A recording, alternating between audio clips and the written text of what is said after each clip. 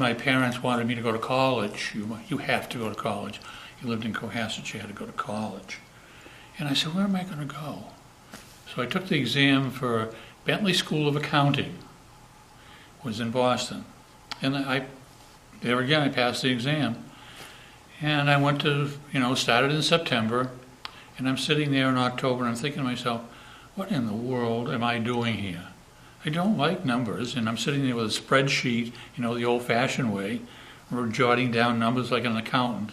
So one day I just folded up the book and got up from my desk and started to walk out of the room, and the professor said to me, where are you going? I said, I'm leaving here now, and I won't be back. And I walked down to Post Office Square, and I saw a sign for a Navy recruiter, and I signed up. 2 weeks before I was 18.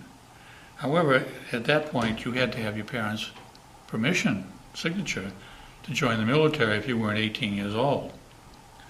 But I had been reading brochures and things, and I had read that if you go into the Navy before you're 18, you can get out before the day before you're 21, which meant that I would only spend 3 years in the military.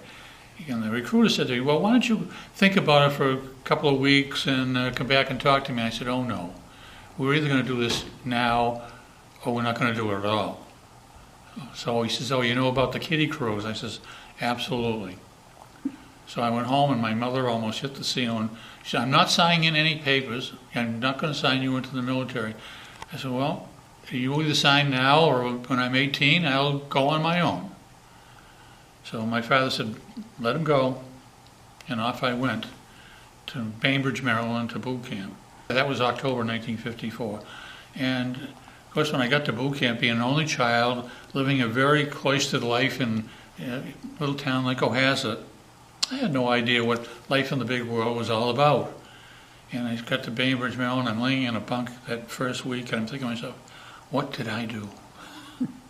But I said to myself, I'm not going to go home with my tail between my legs and admit defeat, that I made a mistake. And I stuck out the 3 years, and it was very good for me because the Navy taught you, they'd give you a battery, a test to see what you were suited for, as far as work was concerned. And they discovered that I was very well suited for doing work with my hands.